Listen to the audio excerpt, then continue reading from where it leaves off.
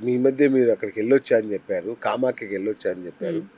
కామాఖ్య కానీ, తిరుమల కానీ, ఇంకేదన్నా మన పవిత్ర పుణ్యక్షేత్రాలకు వెళ్ళినప్పుడు మనకు ఏదో తెలియని ఒక అలౌకిక ఆనందం, ఒక రైట్ అనుభూతి ఉంటుంది మనకి. రైట్ సో ఏంటి అంటే మన ఇంటికి వచ్చినప్పుడు అది ఉండదు, మన ఇంట్లో ఉన్నప్పుడు.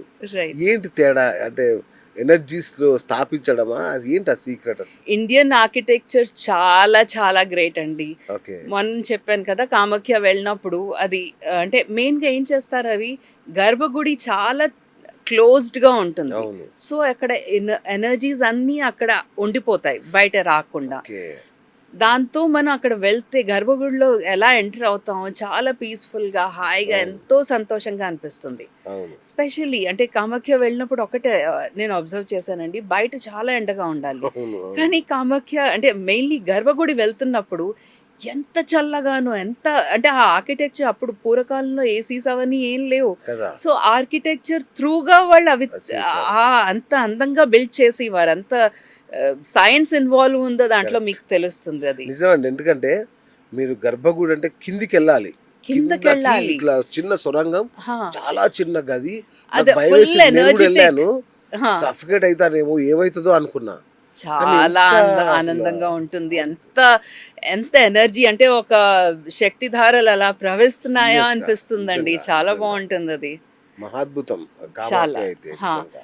అదే సో కాదు ఇంకోటి ఆ! అంటే నేను సపోజ్ చాలా మందికి ఏదైనా జాతక రీత్యా ఏదైనా ప్రాబ్లం ఉంటే ఈ దశ మహావిద్యది అంటే శక్తి స్వరూపాలకి హ్మ్.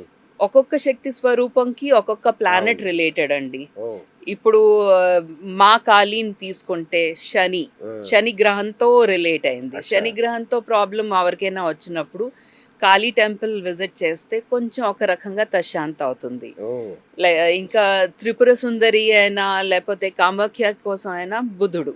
హ్మ్.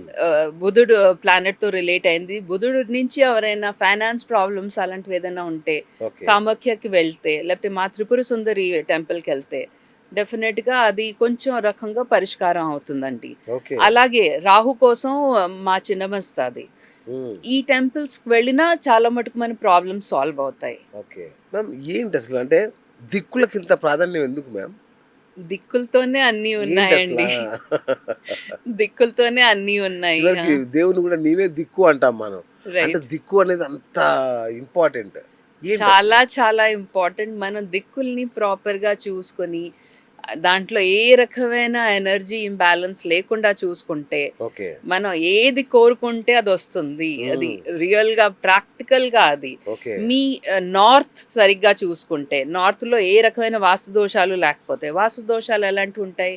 కమోడ్ ఉంటుంది నార్త్‌లో.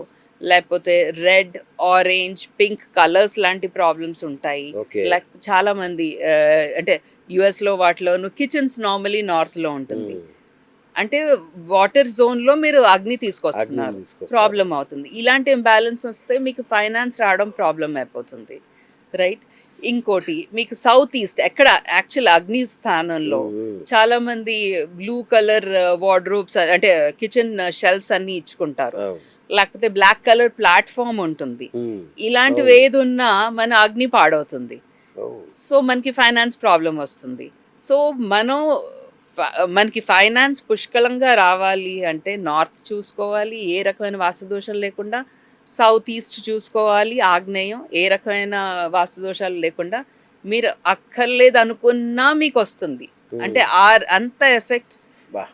చాలా చాలా ఎఫెక్టివ్ అండి ఈ జోన్స్ అన్నీ. ఇవే కావు, కొన్ని ఇంకా జోన్స్ ఉన్నాయి. ఓకే. అవన్నీ మనం కొంచెం కేర్ తీసుకుంటే హ్మ్. మనం ఏదనుకుంటే అదవుతుందది. ఇది సైన్స్ ఇది. ఇది ఓహ్! ఇది మూఢనమ్మకం ఏం కాదు. మూఢనమ్మకం కానే కానీ ఒక్క కాదు. మాట అడుగుతాను మేడం. హ్మ్. ఇప్పుడు మనం ఇన్ని దిక్కులు పాటిస్తాం. హ్మ్. ఇంత వాస్తు మనది వరల్డ్‌లోనే నంబర్ 1 అని చెప్తాం. హ్మ్. అమెరికా నంబర్ 1 ఉంది. మనమేమో ఇంకా అక్కడే ఉన్నాము. ఎందుకు మ్యామ్ మరి? అమెరికాలో ఉంటున్న వాళ్ళందరూ హ్యాపీగా ఉన్నారని ఏమి అనుకోవద్దు. ఓకే. అంటే ఓకే. వాళ్ళ నార్త్ కిచెనే గదా! నార్త్ కిచెన్ చాలా మందికి ఎన్ని ప్రాబ్లమ్స్ ఉన్నాయో. ఆ! Finance problem, mental tensions, health related problems, okay. ఎన్ని ప్రాబ్లమ్స్ ప్రతి వాళ్ళకి ఉంటాయండి. Of course. అమెరికన్స్‌కే కాదు. అంటే ఆ! అమెరికన్ ఇండియన్స్‌కి కాదు. అంటే రైట్. రైట్. ఎంతమందికి అందరికీ హ్మ్. ప్రాబ్లమ్స్ హ్మ్. ఉంటాయి. దాంట్లో నార్త్ కిచెన్ ఉండడం వల్ల వాళ్ళకి చాలా చాలా ఫైనాన్స్ ప్రాబ్లమ్స్ చూసాం. అచ్చా. దానికి అన్నిటికీ వాళ్ళు సో అందరికి నార్త్ కిచెన్ ఉండదా? Most of the houses north kitchen ఉంటుంది. అది వాళ్ళు వెంటిలేషన్ కోసం వాటి కోసం ఓకే. అది ప్రిఫర్ చేస్తారు అక్కడ ఆర్కిటెక్చర్. ఓకే. కానీ దాని నుంచి చాలా చాలా ప్రాబ్లమ్స్ కూడా వస్తున్నాయి ఈ మన మధ్య. తెలుగు వాళ్ళు వెళ్ళి ఎక్కడికి వెళ్ళినా అన్ని మార్చేస్తారు కదా, మార్చలేదా? వాళ్ళకి అంటే బేసిక్ ఐడియా లేదండి. నేను అచ్చా. మెయిన్లీ క్లయింట్స్ కన్నీ ఎక్స్ప్లెయిన్ చేస్తా, ఆహా దీనివల్ల ఇంత ప్రాబ్లమ్స్ ఫేస్ చేస్తున్నాం మాకు ముందు తెలియలేదండి. ఆ, దీనికి ఇప్పుడు అయితే చేంజ్ చేయడానికి మాకు చాలా పర్మిషన్స్ తీసుకోవాలి, చేంజ్ చేయలేము. ఆ. కానీ దానికి ఏదైనా రెమెడీస్ చెప్పండి, డెఫినెట్గా మేము రెమెడీస్ చేసి మేము అది సాల్వ్ చేసుకోవాలండి అని. ఉమ్. అది ఎలాగైనా ఉంది. Okay okay yeah. మ్యామ్, ఇంకొకటి, ఇప్పుడు చాలా కంపెనీస్ అద్భుతంగా రాణిస్తుంటాయి. నంబర్ 1 పొజిషన్, ఇప్పుడు నోకియా తీసుకోండి, నంబర్ 1 పొజిషన్కి వెళ్ళి రాత్రికి రాత్రి మాయమైపోయింది. రైట్. సో ఇట్లా ఎందుకు జరుగుతుంది మ్యామ్? దీని వెనుక కూడా ఏదైనా వాస్తు ఉందా? డెఫినెట్గా ఓకే. ఏ బిజినెస్కైనాను ఏం కావాలి, ఫస్ట్ లీడ్స్ కావాలి, లీడ్స్ క్లయింట్స్లో కన్వర్ట్ అవ్వాలి, క్లయింట్స్ సరి అయిన టైంకి పే చేయాలి, మనకి ప్రాపర్గా సేవింగ్స్ ఉండాలి. ఇవే కదా ఏ Correct. బిజినెస్కైనా అది. That is the thumb rule, fundamental rule. Right? So north సరిగ్గా ఉంటే మనకి క్లయింట్స్ వస్తారు, లీడ్స్ వస్తాయి, క్లయింట్స్ వస్తారు. సౌత్ ఈస్ట్ సరిగ్గా ఉంటే ఆ క్లయింట్స్ సరి అయిన టైంకి పే చేస్తారు. ఓకే. వెస్ట్ మంది సరిగ్గా ఉంటే మనకి మిగులుతుంది, అంటే మనం బ్యాంక్ బ్యాలెన్స్ బిల్డప్ చేయగలం, ఓకే. రైట్?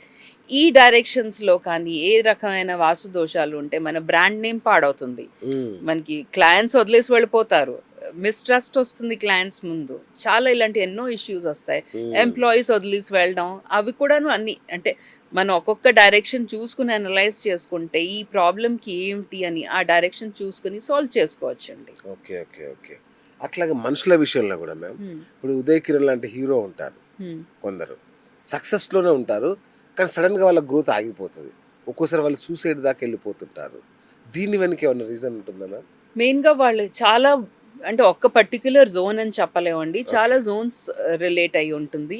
మెయిన్గా చూడాలి డౌన్ఫాల్ ఏ విషయం వల్ల వచ్చింది, మెంటల్ స్టేట్ వల్ల వచ్చిందా? ఓకే. మెంటల్ స్టేట్ వల్ల వచ్చిందంటే north east is the thing. అచ్చా. వాళ్ళకి ఎక్కువ ఆపర్చునిటీస్ రాకపోవడం వల్ల వాళ్ళకి డౌన్ఫాల్ వచ్చిందా, సడన్గా వచ్చాయి మళ్ళీ సడన్గా క్లోజ్ అయిపోయింది, ఆపర్చునిటీస్ రాకపోవడం వల్ల డౌన్ఫాల్ వచ్చిందా, ఏ రీజన్ వల్ల వచ్చిందో అది తీసుకుని దాని రిలేటెడ్ జోన్ చూసుకుంటే మనకి క్లియర్గా తెలుస్తుంది, ఆహా, ఇది డిప్లీటెడ్గా ఉంది కాబట్టి వాళ్ళకి ఈ ప్రాబ్లం వచ్చింది అని. అచ్చా అచ్చా మనమైనా సరే ఇప్పుడు ఫెయిల్ అవుతున్నాము, ఫెయిల్యూర్లో ఉన్నాము అంటే ఒకసారి మిమ్మల్ని కలవడం బెటర్, అంతేనా?